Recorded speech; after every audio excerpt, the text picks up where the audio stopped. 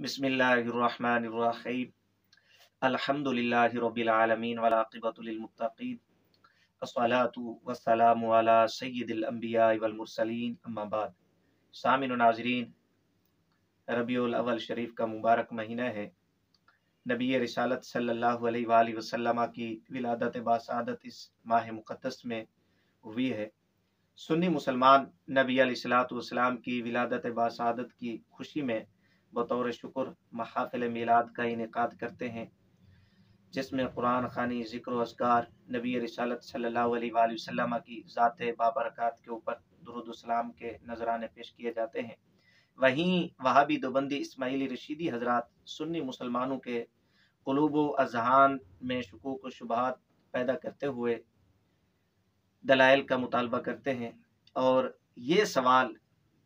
पूछे जाते हैं कि कुरान की किस आयत में मिलाद का हुक्म दिया गया, नबी रिसालत सल्लल्लाहु अलैहि वसल्लम की किस हदीस में मिलाद का हुक्म दिया गया, खुलाफाए राशिदीन में से किस खलीफा ने यह काम किया या किस खलीफा ने इस काम का हुक्म दिया, सहाबा किराम रदियल्लाहु अन्हुम अजमाइन में से किस सहाबी ने इस काम का हुक्म दिया, ताबीन में से किस ताबी ने इस काम का हुक्म दिया या ये काम किया। ये वहाबी देवबंदी इस्माइली रशीदी हजरात की जानिब से सुन्नी मुसलमानों से सवालात किए जाते हैं। बंदा नाचीस, आज की इस वीडियो में वहाबी देवबंदी इस्माइली रशीदी हजरात के उसूल पेश करूंगा आपके सामने कि जिसको सुनने के बाद इंशाअल्लाहुल अज़ीज़ इन तमाम सवालों के जवाबात आपको मिल जाएंगे। इब्तिदान में अर्ज कर दूं, हम महफ़िल मिलाद के अंदर मुनकरात के कायल नहीं है, जिसमें डोल ढमक्का, डांस,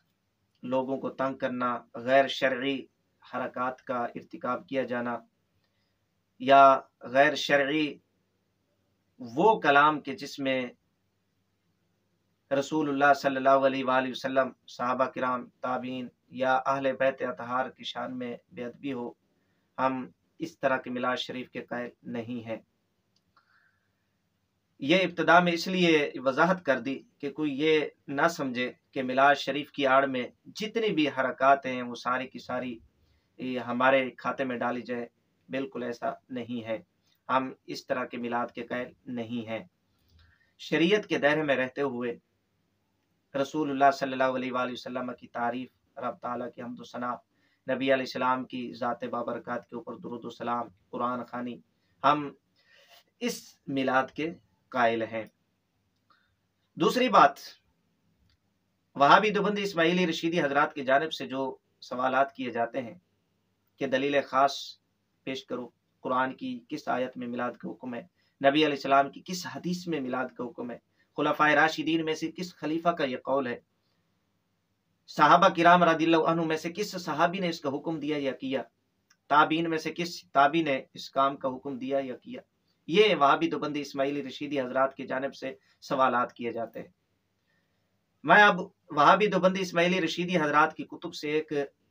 उसूल रखना चाहता हूँ अवाम अहले सुन्नत की बारगाह में, और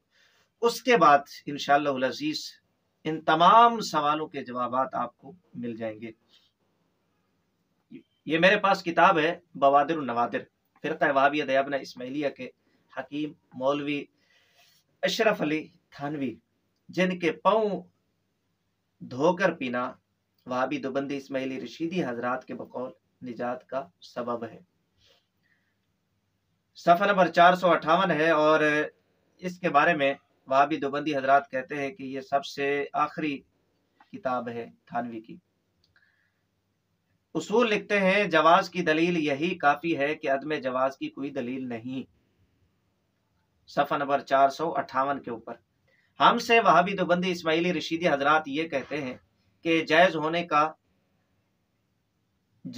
का आप सबूत दें।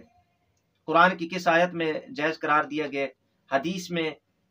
कहाँ जायज़ करार दिया गया, सहाबा किराम में से किस सहाबी ने इसको जायज़ करार दिया है, ये हमसे सवाल करते हैं। जबकि थानवी ये उसूल लिख कर اسی اصول سے استدلال بھی کر رہا ہے ایک دوسرے مسئلہ میں کہ جواز کی یہی دلیل کافی ہے کہ اس میں عدم جواز کی کوئی دلیل نہیں ہے۔ اسی طرح یہ کتاب ہے کلمہ طیبہ، اس کے اندر قاری طیب جو وہابی دیوبندی اسماعیلی رشیدی حضرات کے حکیم الاسلام ہیں، اور اسی طرح تھانوی اور مولوی زکریا وہابی دیوبندی تبلیغی، ان کے رسائل کا مجموعہ ہے کلمہ طیبہ کے حوالے سے۔ صفحہ نمبر 356 کے اوپر یہی اصول لکھتے ہیں دوسرے الفاظ میں، یہ کہتے ہیں معقول صورت استدلال اگر ہو سکتی ہے تو وہ اس بات ہی کی ہو سکتی ہے جس میں مانعین کلمہ سے بطور دلیل نقص یہ کہا جائے گا کہ یا تو کلمہ طیبہ کی ممانعت کسی ایک ہی صحابی کے قول و فعل سے دکھلا دی جائے جس میں اس کے خلاف نکیر یا ممانعت کی گئی ہو، ورنہ اسے جائز سمجھے۔ قاری طیب لکھتا ہے کہ جو لوگ کلمہ طیبہ سے منع کرنے والے ہیں، اعتراض کرنے والے ہیں کلمہ طیبہ پر کہ قرآن میں کہاں کلمہ طیبہ آیا ہے، لا الہ الا اللہ محمد الرسول اللہ، نبی رسالت صلی اللہ علیہ وآلہ وسلم کی کس حدیث میں یہ کلمہ طیبہ لا الہ الا اللہ محمد الرسول اللہ کس حدیث میں آیا ہے؟ تو اس کا جواب دیتے ہوئے قاری طیب کہتا ہے ہم یہ کہیں گے کہ کس صحابی سے اس کی نکیر آئی ہے، کس نے لا الہ الا اللہ محمد الرسول اللہ سے منع کیا ہے۔ یہ قاری طیب یہی اصول نقل کر کے اسی اصول سے استدلال بھی کر رہا ہے کلمہ طیبہ لا الہ الا اللہ محمد الرسول اللہ صلی اللہ علیہ وآلہ وسلم کا اس بات کرتے ہوئے صفحہ نمبر 356 کے اوپر۔ مزید صفحہ نمبر 357 پہ لکھتا ہے، یہ کہتا ہے کہ اس لیے حجت کے سلسلہ میں مستقلاً فعل صحابہ کا مطالبہ کیا جانا شرعی فن استدلال کو چیلنج کرنا ہے۔ پہلے تو وہ دو اصول پیش کیے کہ جواز کی یہی دلیل کافی ہے کہ اس پہ عدم جواز کی دلیل نہیں ہے، تو ہم ان دونوں عبارتوں کو قاری طیب کی اور تھانوی کی سامنے رکھ کر وہابیوں سے پوچھتے ہیں قرآن کی کس آیت میں میلاد شریف سے منع کیا گیا، نبی رسالت صلی اللہ علیہ وآلہ وسلم کی کس حدیث میں میلاد سے منع کیا گیا، صحابہ کرام خلفائے راشدین میں سے کس خلیفہ کے قول سے میلاد کا منع ہے، صحابہ کرام رضی اللہ عنہم اجمعین میں سے کس صحابی کے قول سے اس کا منع ثابت ہوتا ہے، تابعین میں سے کس تابعی نے میلاد شریف سے منع کیا۔ تو اب صحابہ کے بارے میں لکھتا ہے کہ حجت کے سلسلہ میں مستقلاً فعل صحابہ کا مطالبہ کیا جانا شرعی فن استدلال کو چیلنج کرنا ہے۔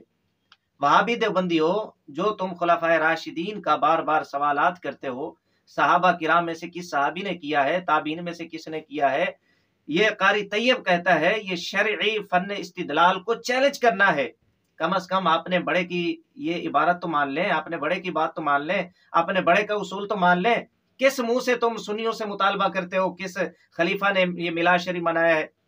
کس صحابی نے میلاد شریف منایا ہے، کس تابعی نے میلاد شریف منایا ہے؟ تمہاری اپنی اوقات یہ ہے۔ اسی طرح صفحہ نمبر 354 کے اوپر اصول لکھتا ہے قاری طیب، یہ صحابہ کرام رضی اللہ عنہم اجمعین کے بارے میں اور دلیل خاص کے بارے میں کہ قرآن کی کس آیت میں، کس حدیث میں، کس خلیفہ نے یہ کام کیا، کس صحابی نے یہ کام کیا، کس تابعی نے یہ کام کیا، اسی دلیل خاص کے بارے میں قاری طیب لکھتا ہے کہ تیسرے یہ کہ مطالبہ دلیل کے سلسلہ میں دلیل خاص کا مطالبہ ہی اصولاً ناجائز ہے، دلیل خاص کا مطالبہ ہی اصولاً ناجائز ہے کہ فلاں چیز کی دلیل مثلاً قرآن ہی سے پیش کی جائے یا حدیث ہی سے لائی جائے۔